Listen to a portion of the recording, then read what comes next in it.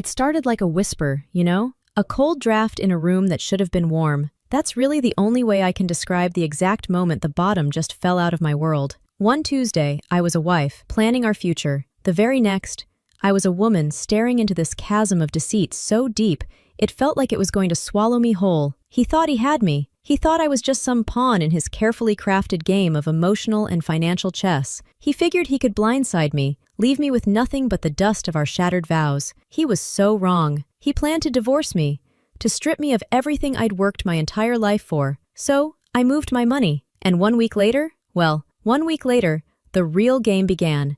And the shocking twist wasn't just that I was prepared, it was how deep the rabbit hole of his betrayal truly went. Stick around, because this isn't just a story about divorce, it's about uncovering a whole web of lies and reclaiming your power when you're pushed to the absolute limit. For 10 years, I'd actually believed in us. Mark and I, we were a team, or at least that's what I thought. Mark, we built a life, brick by seemingly solid brick, a beautiful home in a quiet suburb, 2 cars in the driveway, those annual vacations to places that looked like postcards. From the outside, anyone would say we were the picture of contentment. Mark was a financial advisor, charming, ambitious, always impeccably dressed. I was a marketing executive, driven and really passionate about my career. We'd met young, full of dreams, and what I thought was a shared vision for the future. Or, again, so I believed. Our early years were a whirlwind of building, careers, a home, a social circle. We hosted dinner parties, celebrated promotions,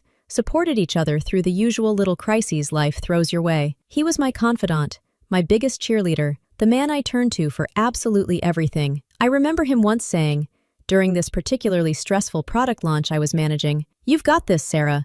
You're the smartest woman I know. You can achieve anything." His words were like a balm back then, a real source of strength. How incredibly ironic they sound to me now. Looking back, the signs were probably there, like tiny cracks in a beautiful vase, so easy to overlook if you weren't looking closely. There were the late nights at the office that started happening more and more, the hushed phone calls he'd take in another room, that slight emotional distance that had crept in so slowly, I'd barely even registered it. I just chalked it up to stress, to the pressures of his demanding job. He was managing other people's fortunes. Of course, that's a heavy burden. I'd try to bridge the gap, plan date nights, suggest weekend getaways. He'd agree, often with a smile that didn't quite reach his eyes, and then something would always come up. A client emergency, a last-minute meeting. I'd sigh, disappointed but, understanding. Or so I told myself. The truth is, I was comfortable. We had a rhythm, a routine. The life we'd built was familiar, and the thought of it being anything other than what it seemed was just too terrifying to even think about.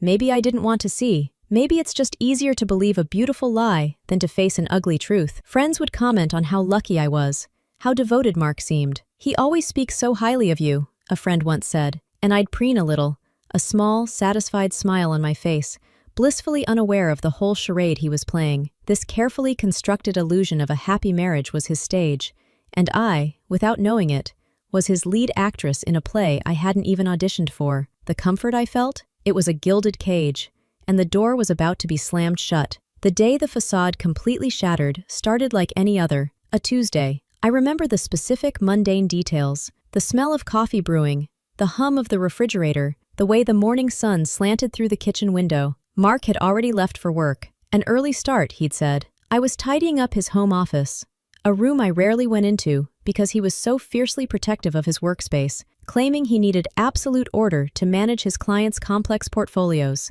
A stray file had fallen behind his desk. As I reached for it, my fingers brushed against another, thinner folder, tucked away, almost hidden. Curiosity, that nagging little whisper I really should have paid more attention to over the years, got the better of me. My heart started to pound against my ribs as I opened it. The words swam before my eyes. Divorce settlement proposal. Confidential. Below it, our names. My breath just hitched. This couldn't be real. I sank into his expensive leather chair. The scent of his cologne, a scent I used to find comforting, now feeling cloying and suffocating. Looking back, the signs were probably there, like tiny cracks in a beautiful vase, so easy to overlook if you weren't looking closely. There were the late nights at the office that started happening more and more, the hushed phone calls he'd take in another room, that slight emotional distance that had crept in so slowly, I'd barely even registered it. I just chalked it up to stress, to the pressures of his demanding job. He was managing other people's fortunes, Of course, that's a heavy burden. I'd try to bridge the gap, plan date nights, suggest weekend getaways. He'd agree, often with a smile that didn't quite reach his eyes, and then something would always come up. A client emergency, a last-minute meeting. I'd sigh, disappointed but, understanding. Or so I told myself. The truth is, I was comfortable. We had a rhythm, a routine. The life we'd built was familiar, and the thought of it being anything other than what it seemed was just too terrifying to even think about. Maybe I didn't want to see. Maybe it's just easier to believe a beautiful lie than to face an ugly truth. Friends would comment on how lucky I was, how devoted Mark seemed. "He always speaks so highly of you," a friend once said, and I'd preen a little, a small, satisfied smile on my face, blissfully unaware of the whole charade he was playing. This carefully constructed illusion of a happy marriage was his stage, and I, without knowing it, was his lead actress in a play I hadn't even auditioned for. The comfort I felt? It was a gilded cage, and the door was about to be slammed shut. The day the facade completely shattered started like any other, a Tuesday. I remember the specific mundane details, the smell of coffee brewing, the hum of the refrigerator, the way the morning sun slanted through the kitchen window. Mark had already left for work. An early start, he'd said. I was tidying up his home office, a room I rarely went into because he was so fiercely protective of his workspace, claiming he needed absolute order to manage his clients' complex portfolios. A stray file had fallen behind his desk. As I reached for it, my fingers brushed against another, thinner folder, tucked away, almost hidden. Curiosity, that nagging little whisper I really should have paid more attention to over the years, got the better of me. My heart started to pound against my ribs as I opened it. The words swam before my eyes. Divorce settlement proposal. Confidential. Below it, our names. My breath just hitched. This couldn't be real. I sank into his expensive leather chair. The scent of his cologne, a scent I used to find comforting, now feeling cloying and suffocating. But underneath all that emotional turmoil,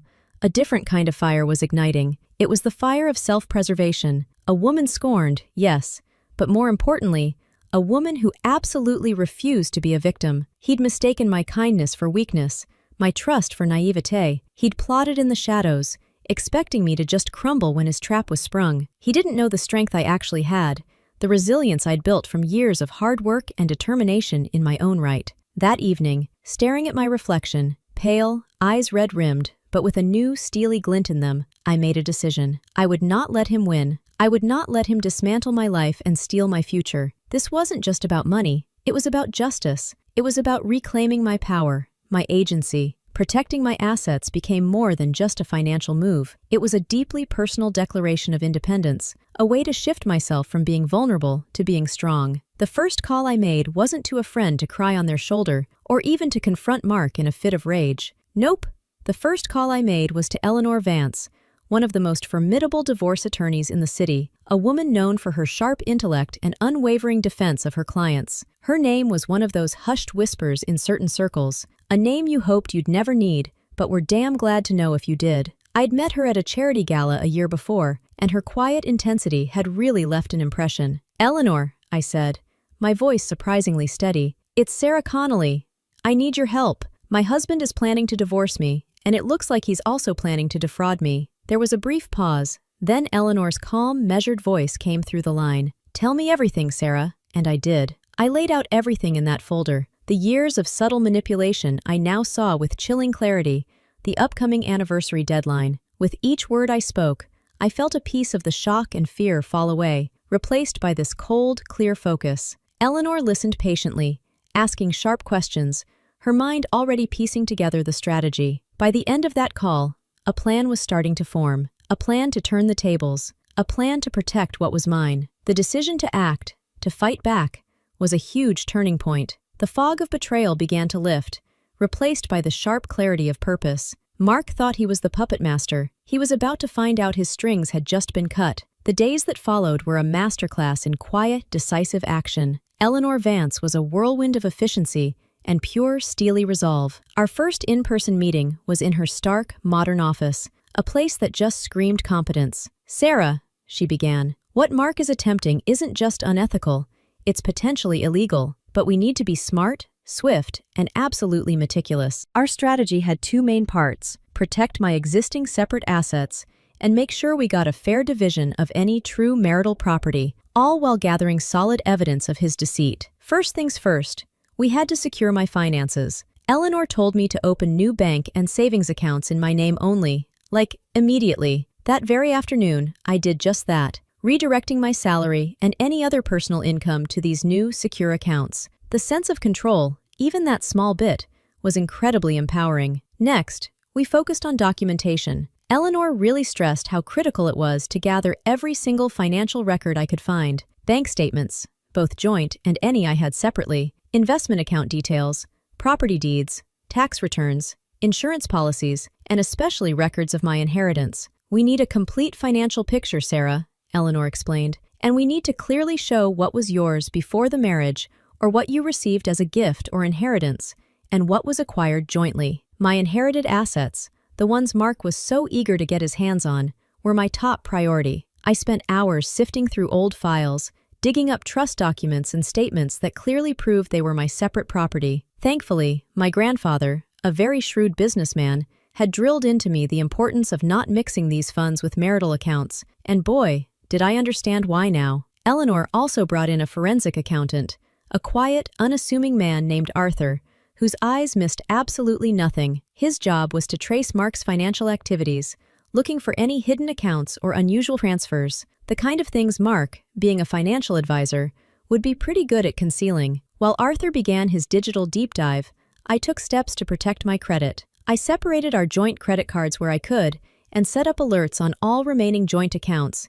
and my own credit report to catch any unusual activity. The thought of Mark deliberately running up debts in my name was a sickening but very real possibility. Eleanor cautioned me against making any big, sudden movements of joint marital funds without clear legal standing, as that could be twisted in court. However, securing my separate property was absolutely paramount. For the significant liquid assets from my inheritance, Eleanor advised looking into placing them into a more secure legal structure, like a discretionary trust, to shield them further, a step often considered when a divorce is on the horizon. We started this process carefully, making sure everything was fully compliant with the law. Every step was documented, every decision made with Eleanor's guidance. Throughout this whirlwind of legal and financial activity, I had to keep up this illusion of normalcy at home. Mark remained completely oblivious, still playing the role of the devoted, if somewhat stressed, husband. He'd occasionally mention his heavy workload, the demanding clients, all while I knew he was finalizing his plans to betray me. Each smile I offered, each casual conversation, was a carefully constructed performance. The emotional toll was immense, but knowing I was taking control, that I wasn't just waiting for the axe to fall, it fueled me. I was no longer just reacting, I was acting. I was building a financial fortress, brick by legal brick. The week leading up to our 10th anniversary, the week Mark had picked for my downfall, was, without a doubt, the longest week of my life. Every single interaction with him was layered with this chilling subtext. His seemingly innocent questions about my day, his faked concern when I said I was tired, it all felt like a calculated performance. He was the predator, circling, just waiting for the perfect moment to strike. Little did he know, his prey was no longer unsuspecting. The anniversary itself arrived on a crisp autumn Saturday. Mark had planned this elaborate dinner at a Michelin-starred restaurant, the kind of grand gesture he knew I used to love. "A decade together, Sarah," he'd said, his voice as smooth as silk. "It deserves something special." I knew this was just the opening act to his grand finale. Throughout dinner, he was the absolute epitome of charm. He reminisced about our early years, toasted to our future, his eyes full of what I once would have mistaken for love. Now, I saw only that cold, calculating gleam of a con man about to close his deal. It took every single ounce of my self-control to play along, to smile, to pretend I was blissfully ignorant. The irony was a bitter taste in my mouth, far stronger than the expensive wine he'd ordered. The true, 1 week later moment, the one from my video title, didn't actually happen at that dinner. It arrived the following Monday morning. I was at my office, my own fortress of calm amidst the storm that was raging inside me. Eleanor had prepped me. We knew he was likely to have his lawyer file the papers early in the week. At precisely 10 a.m., my assistant buzzed through. "Sarah, there's a courier here with a legal delivery for you. It looks official." My heart hammered, but my voice was steady. "Thank you, Laura. Please bring it in." The thick envelope felt like a lead weight in my hands. His lawyer's insignia was embossed on the flap. This was it. He'd sprung his trap. I opened it, my eyes scanning the familiar, cold legal jargon I'd already seen in that hidden folder. The demand for half of all assets, including my inherited properties, the outrageous claims about his contributions, and my supposed failings. It was all there, just as he'd planned. He expected me to be devastated, blindsided, completely vulnerable. He expected me to just crumble. Instead, I took a deep breath, picked up my phone, and dialed Eleanor. "He's done it," I said. "The papers have been served." "Excellent," Eleanor replied, a clear hint of satisfaction in her voice. "Our response is ready. His lawyer will be receiving our comprehensive financial disclosures, including the clear proof of your separate property, and, interestingly enough, some preliminary findings from Arthur regarding certain undeclared accounts linked to Mr. Connolly. Let the games begin." Mark thought this was his moment of triumph. He truly believed he had me cornered. He had no idea that while he was polishing his opening move, I had already strategized the entire chessboard. His meticulously planned ambush had walked right into our carefully prepared counteroffensive. The shock he had intended for me was about to boomerang with an intensity he couldn't possibly imagine. The 1 week later wasn't just about him filing, it was about him realizing his carefully laid plans were about to go spectacularly, irrevocably wrong. The days right after the divorce papers were served were a blur of legal letters flying back and forth. Mark's lawyer, a notoriously aggressive bulldog named Henderson, initially had this air of confident superiority. He likely assumed this would be a pretty straightforward case: a wealthy wife, a husband claiming his share, a quick and favorable settlement for his client. He, just like Mark, had grossly underestimated us. Eleanor's response, delivered with cool precision, was the first real blow to their arrogance. It included not only a strong defense of my separate property rights, complete with irrefutable documentation, but also a polite yet firm request for some clarification on several financial transactions linked to Mark that seemed, well, irregular. This was the first tiny hint that we knew more than they thought. The real shockwave hit about a week after Mark filed, making it roughly 2 weeks after I first found that folder. This was the true, shocking twist that went way beyond me simply moving my money. Arthur, our forensic accountant, had dug up something far more sinister than just Mark trying to grab my existing assets. Eleanor called me for an urgent meeting. "Sarah, Arthur's found it," she said, her voice unusually grave. "It's much bigger than we thought." In her office, Arthur laid out his findings. It wasn't just that Mark was planning to take half of my wealth. For the past 3 years, Mark had been systematically siphoning funds from his own clients. He'd been using his position as a financial advisor to create shell corporations and funnel client investments into high-risk speculative ventures under aliases. And then, more recently, into accounts that looked like they were set up right before his planned divorce, offshore accounts that were incredibly difficult to trace. Some of these accounts were in names I didn't recognize, but one had a particularly chilling familiarity: the name of his former assistant, a woman named Chloe, with whom he'd always claimed to have a strictly professional relationship. So, the shocking twist was this: Mark wasn't just a greedy husband planning a financially devastating divorce. He was a sophisticated white-collar criminal. He wasn't just trying to secure a comfortable future after the divorce by claiming my assets. He was actually trying to hide his illicit gains and potentially use our divorce settlement as a way to legitimize some of these stolen funds, or at least muddy the waters so much that his own crimes would stay hidden. His plan to divorce me, to paint me as emotionally unstable and financially clueless, was also a smokescreen for his larger, far more illegal activities. He probably figured that if he could get a hefty, even if fraudulent settlement from me, it would give him a clean source of funds once he'd laundered the rest. The emails Arthur had managed to recover between Mark and Chloe were absolutely damning. They weren't just planning a future together,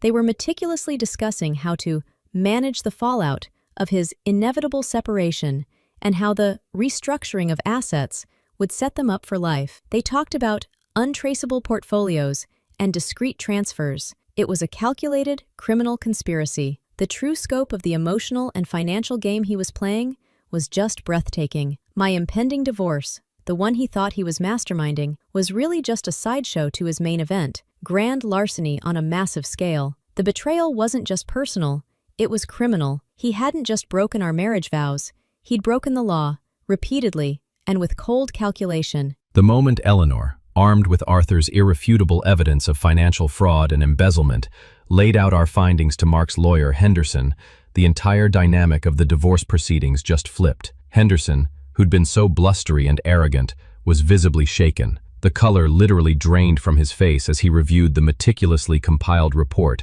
detailing offshore accounts, shell corporations, and illegal transfers of client funds. The news of potential criminal charges, which are obviously far graver than any divorce settlement dispute, just hung heavy in the air. Eleanor made it crystal clear, while our main concern was settling the divorce fairly and protecting my assets, we had a legal and ethical obligation regarding the information about his fraudulent activities concerning his clients. Mark's reaction, when Henderson undoubtedly told him the news, must have been one of pure, unadulterated panic. His carefully constructed house of cards wasn't just swaying, it was collapsing in on him. The man who had so meticulously planned to blindside me was now completely exposed. His attempts to paint me as financially illiterate or emotionally unstable were instantly shot down by the detailed evidence of his own complex deceptions. The divorce settlement negotiations, which Henderson had probably envisioned dragging out for months to squeeze every penny, wrapped up with surprising speed. Faced with the very real threat of his financial crimes being exposed further in a messy divorce trial,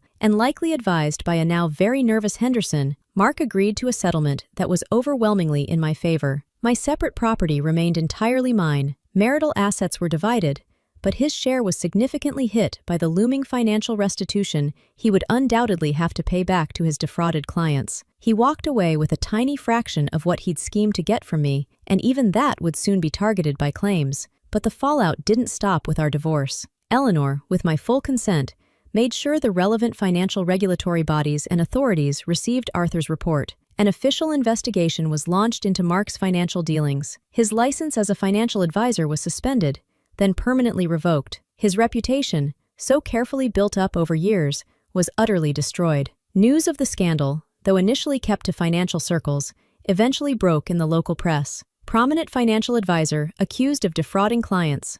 The headlines screamed. Chloe, his accomplice and lover, was also implicated. The offshore accounts in her name drew major scrutiny, and she too faced legal consequences for her part in the conspiracy. Their dreams of a lavish future funded by stolen money and my assets just evaporated into thin air. For Mark, the consequences were severe. He faced multiple lawsuits from his clients. The legal fees piled up, and the prospect of actual jail time became a very real possibility. The last I heard, he was selling off what little legitimate assets he had left to cover legal costs and potential restitution payments. The man who wanted to leave me with nothing found himself facing that very same prospect. His emotional and financial game had backfired, spectacularly. He had played for incredibly high stakes and lost everything. The quiet satisfaction I felt wasn't about revenge, it was about justice being served.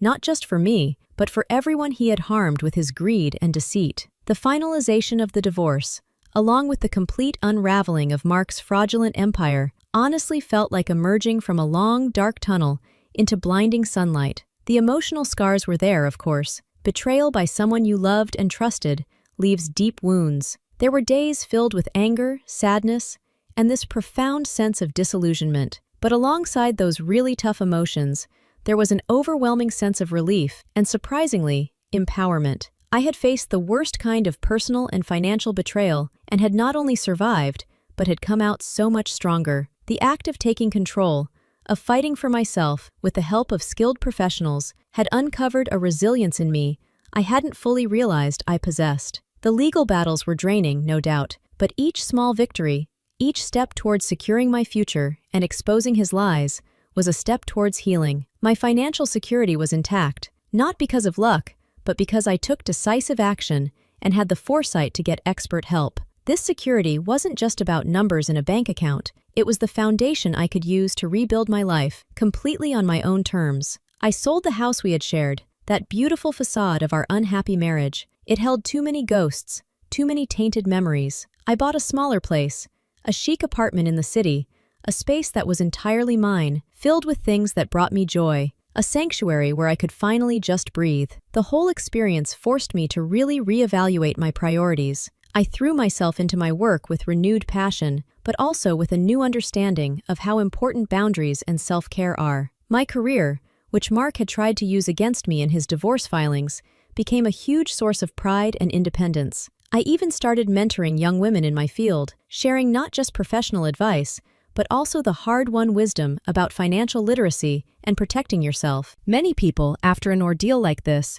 seek therapy to process the trauma, and I was no different. Talking through the emotional impact of Mark's betrayal helped me understand that his actions were a reflection of his character, not a measure of my worth. It was such a crucial part of my healing journey, allowing me to move from a place of deep hurt to a place of peace. Today, my life is vastly different from the one I had with Mark. It's more authentic, more intentional. I've reconnected with old friends, made new ones, and rediscovered passions I'd let fade away. The shocking twist had been a devastating revelation, sure, but it had also been the catalyst that pushed me to grow in profound ways. I learned that I am capable, I am resilient, and that true strength isn't about avoiding life's storms, but about learning how to navigate them, and if necessary, how to build a stronger ship. The best revenge, I found, isn't about getting even, it's about emerging from the ashes, not just financially intact, but emotionally stronger and truly, authentically happy. So,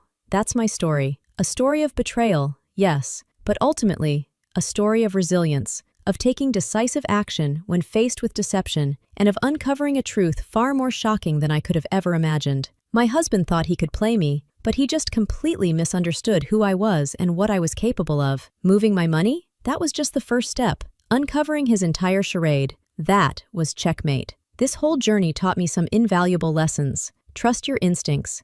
Understand the importance of financial independence and literacy, and know that there's incredible strength inside you when you refuse to be a victim. It's a reminder that even in the darkest of times, there is a path forward, and sometimes, the most devastating betrayals can lead to the most profound personal awakenings. What do you think? Have you ever faced a situation where your gut told you something was deeply wrong? Have you ever had to take drastic steps to protect yourself or your future? I'd love to hear your thoughts and experiences in the comments below. Your stories matter, and sharing them can empower others. If this story resonated with you, please give this video a like, and don't forget to subscribe for more content. Hit that notification bell so you don't miss out on future stories. Thank you so much for watching, and remember, no matter what challenges you face, you have the strength within you to overcome them and write your own empowered next chapter.